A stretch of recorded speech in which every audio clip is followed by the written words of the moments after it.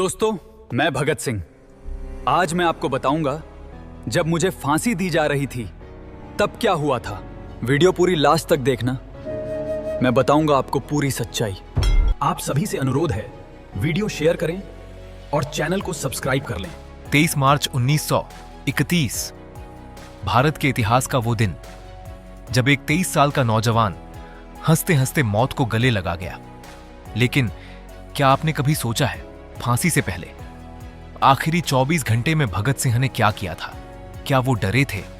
क्या उनकी आंखों में आंसू थे? या फिर उनके चेहरे पर वही मुस्कान थी जिसने अंग्रेजों को भी हिला दिया था? ये कहानी सिर्फ एक फांसी की नहीं है, ये कहानी है हिम्मत की, जुनून की और उस सोच की जो आज भी हर भारतीय के दिल में जिंदा है। आज हम आपको लेकर चलेंगे लाहौर सेंट्रल जेल की उन अंधेरी दीवारों के बीच जहां एक इंसान नहीं, एक क्रांति अपने आखिरी 24 घंटे जी रही थी। 22 मार्च 1931 शाम का समय, लाहौर सेंट्रल जेल, चारों तरफ सन्नाटा, भारी दरवाजे और बीच में एक कोठरी जिसमें कैद थे भगत सिंह।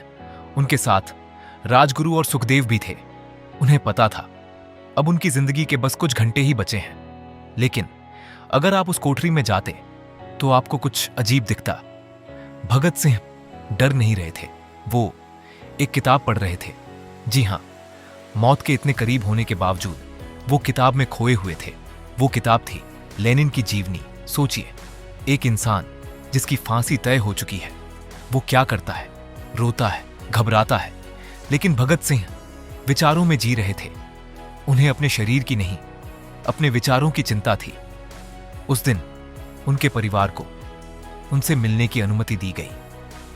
जेल की सलाखों के पीछे एक मां खड़ी थी। उनकी मां विद्या देवी।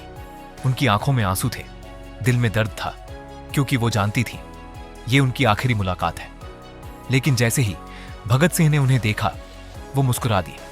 उन्होंने कहा, मां, रोना मत, तुम्हारा बेटा आज देश के लिए अपनी जान देने जा रहा है। एक मां जिसका बेटा उसके सामने मौत के करीब हो, वो टूट सकती थी, लेकिन उन्होंने खुद को संभाला और कहा, मुझे तुम पर गर्व है। ये शब्द इतिहास के सबसे मजबूत शब्दों में से एक बन गए। रात गहराने लगी, जेल में सन्नाटा और भी गहरा हो गया। लेकिन उस कोठरी में कुछ और ही माहौल था।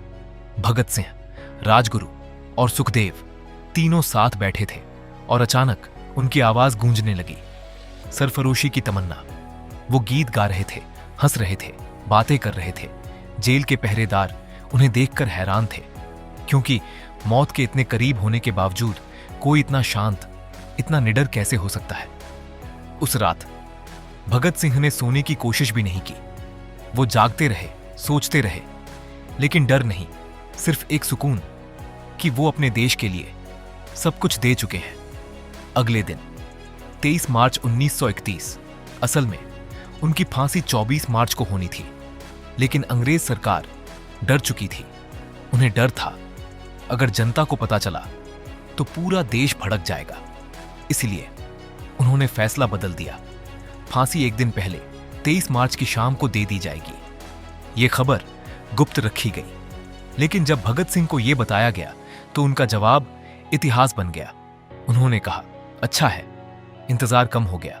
शाम का समय, करीब 7 बजे, जेल के अधिकारी उनकी कोठरी के पास आए और कहा, तैयार हो जाओ।